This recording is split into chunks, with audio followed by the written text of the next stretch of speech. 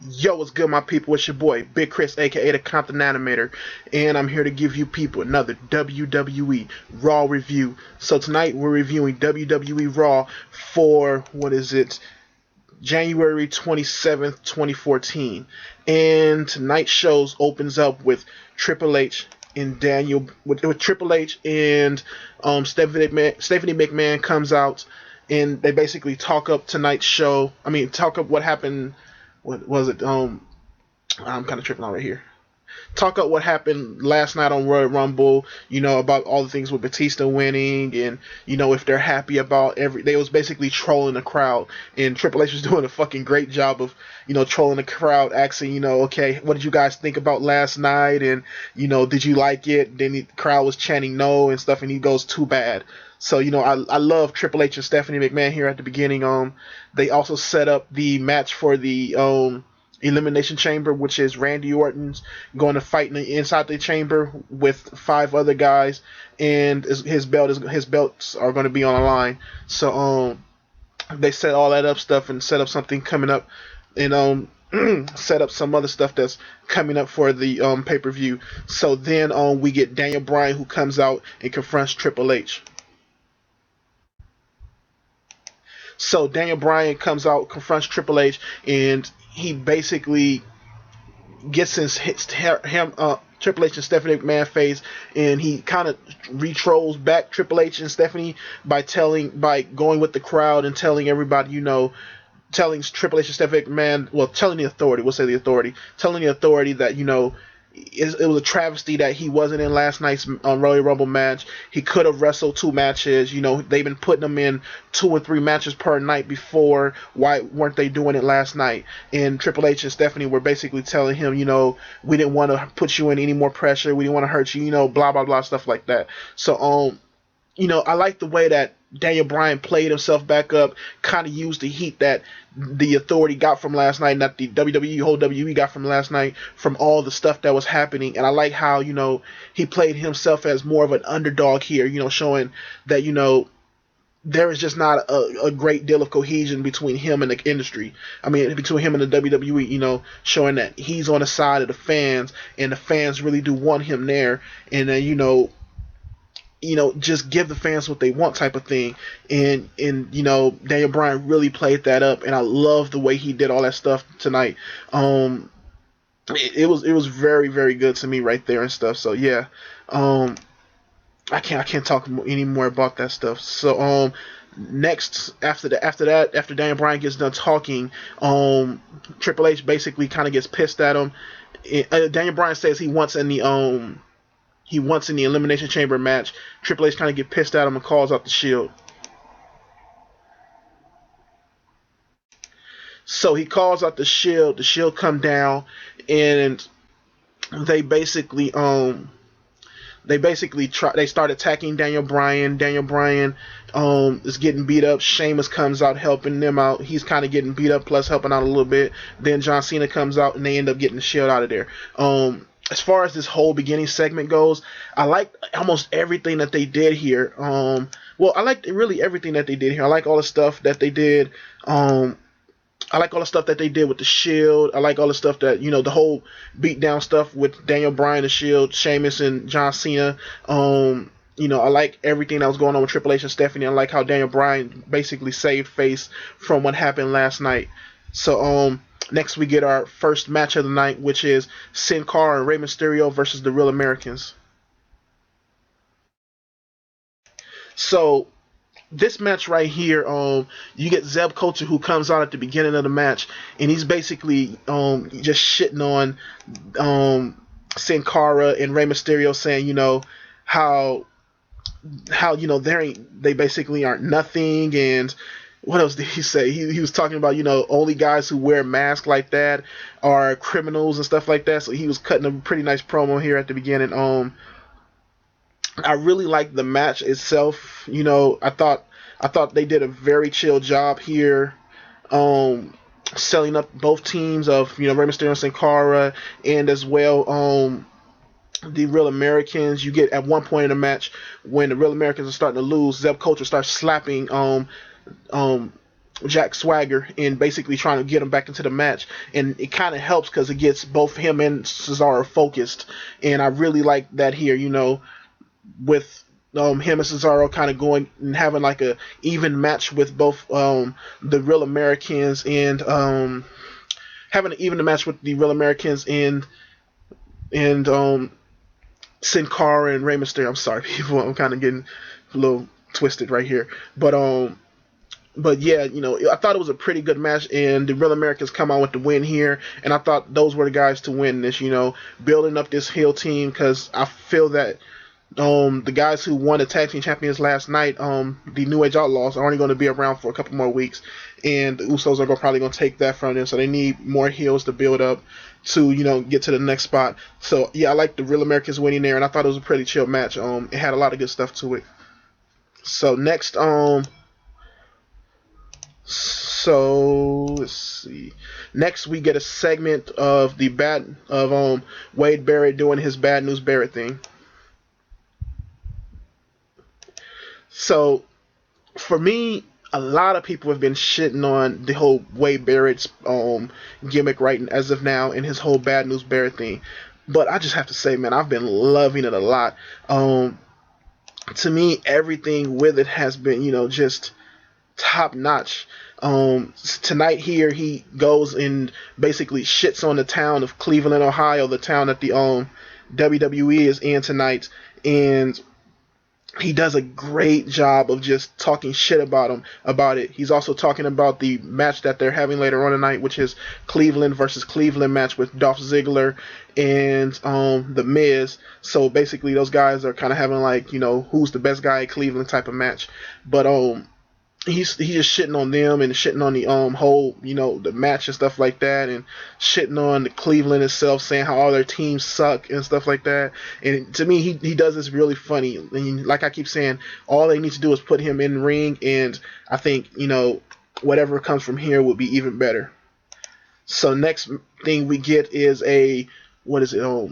Fandango versus R-Truth match. So this match right here was pretty quick.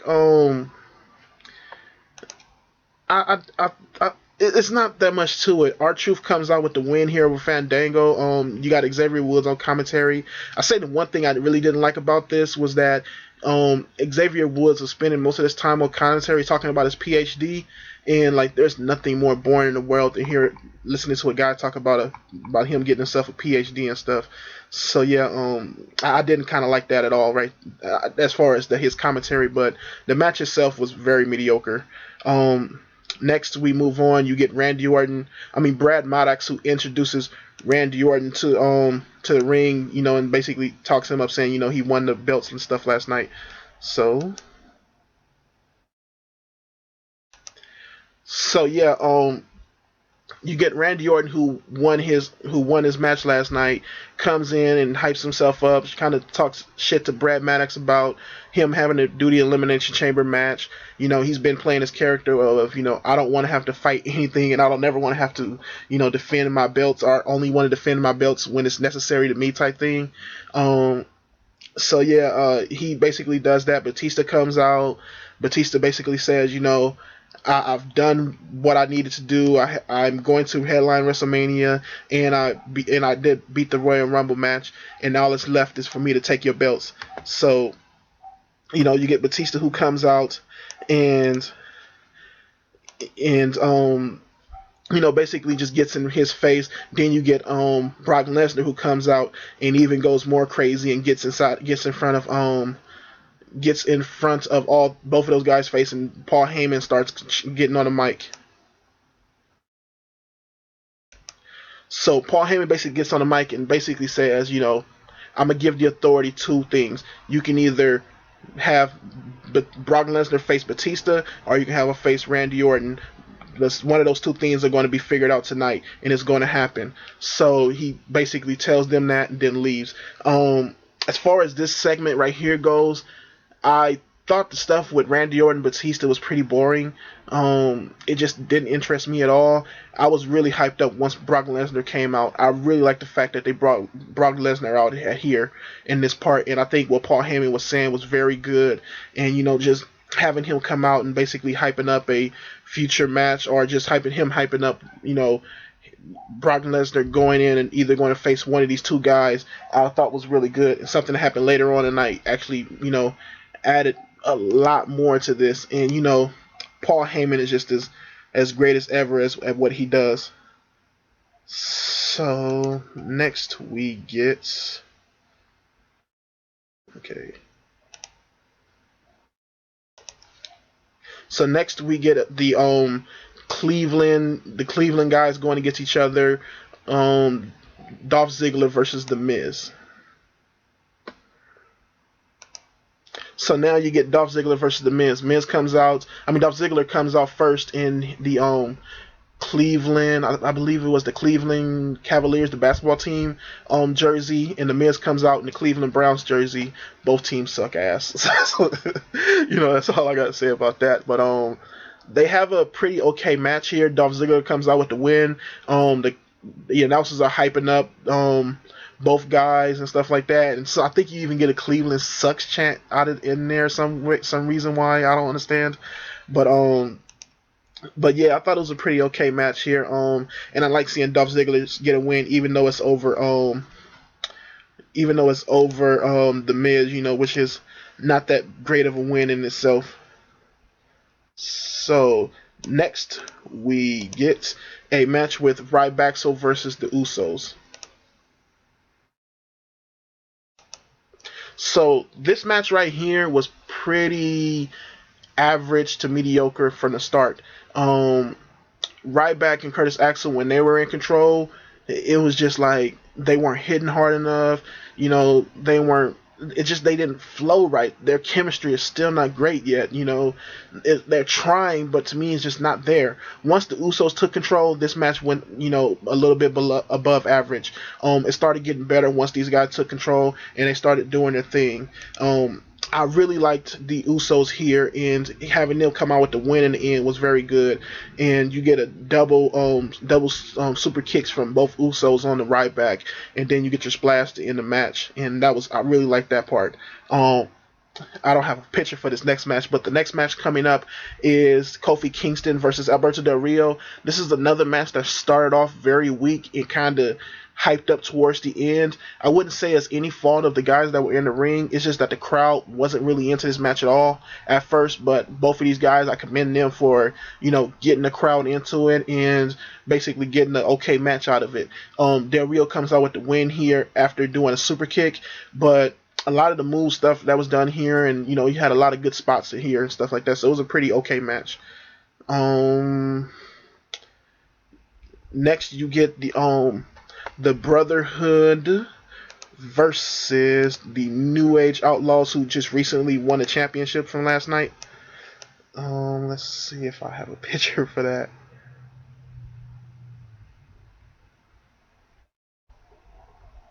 Yes, I do. Here you go. So this match right here, I thought was very entertaining. The New Age Outlaws did a really good job of selling their age here, selling the fact that they had to wrestle a match after the night that they just had to wrestle a match. And also I love how both Billy Gunn and Road Dogg were basically, playing winded through the whole match, were getting beat up and stuff like that, and were, just basically couldn't handle the more fresher guys in Goldust and Cody Rhodes. And I love, just a lot of this match was very good, and it was really entertaining to me. And towards the end of the match, you get Batista, who comes out. I mean, not Batista, but what's the dude's name? Towards the end of the match, you get Brock Lesnar comes out, and Brock Lesnar basically just clears house and starts F5ing he starts F5ing both Cody Rhodes and Goldust. Sorry about that. And you end up still getting the Brotherhood who win by DQ, but Cody Rhodes and Gold does have to take chair shots in order for that DQ. So I thought this was a pretty good match, and I thought I would have liked to see the match end right, but I think they wanted to carry on for something else. But I did like the way Brock Lesnar came and ended it, and then Paul Heyman basically said that they never got an answer from the authority about whether or not whatever is going to happen for whatever is going to happen for the little stuff that he said earlier in the night about who Brock Lesnar is going to face. So Brock Lesnar had to come out here and he had to do his thing. And next we got a 4-on-4 Divas match with the Funkadactyls and the Bella Twins versus AJ Lee, Tamina, Oksana, and Alicia Fox. So this was a pretty interesting Divas match. They actually got an okay amount of time here, and I really liked. Hold on one second. I can find that shit. Well, I really like that. They got all the divas in here, and they all got a little bit of a spot and everything. And you even had one good move for the girls and stuff like that, which was a 3-person suplex on 3 other people. So this was it right here, and this was actually a pretty fun move, and it was a pretty fun match. It kind of got the crowd into it, and it really got things moving forward and stuff like that. And I really like especially towards the end of the Divas match where you get AJ Lee fighting with Naomi, and Naomi kind of taking over and actually beating AJ Lee and coming out with the win here. So I thought this was a very interesting Divas match, and I like that they actually gave them something to do, and it kind of told a little bit more of a story inside of the match. And only thing I didn't like about this match was that Naomi's still doing the butt moves and stuff like that. If she's okay with it, then I guess I'm okay with it. But I don't want it just to be like a black thing, and they're only doing this because she got a big butt. And I don't want them to play off of that too much. But if she's okay with it, if she likes doing these moves, then it's okay with me. Sorry about that. But I'm still getting used to this whole changing these pictures things. But next you get your main event match, which is. Give me a second. Well, next you get your main event match, which is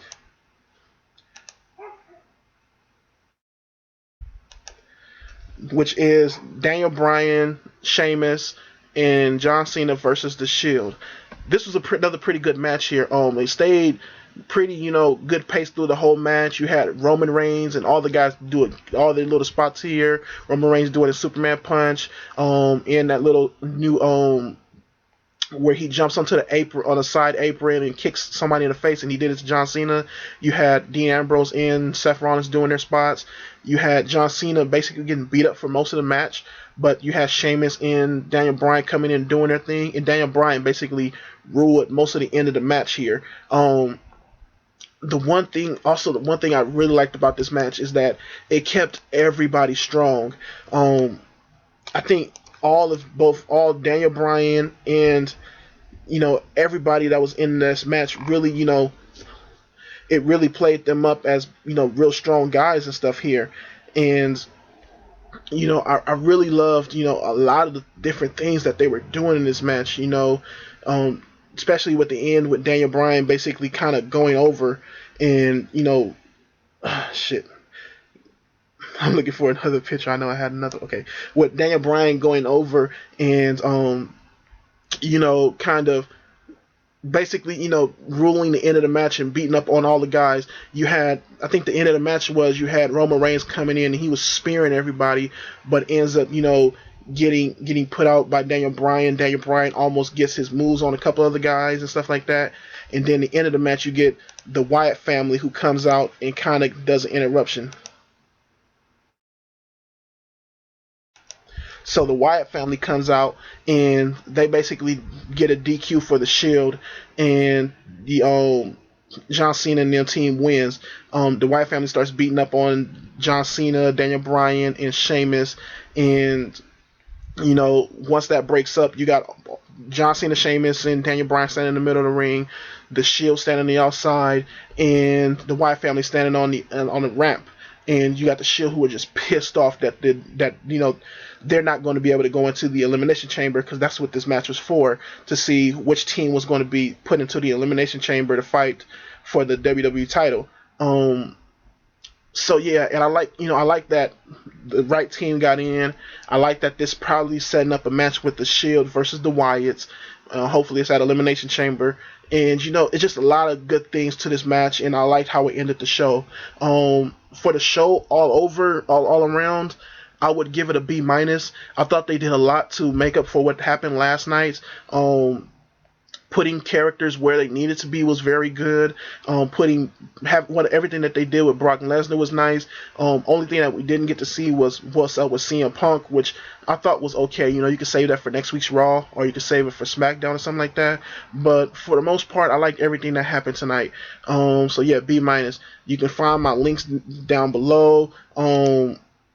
If you want to contact me, like, comment, subscribe, and you can do whatever you want through there. And thank you for watching, I guess. Peace.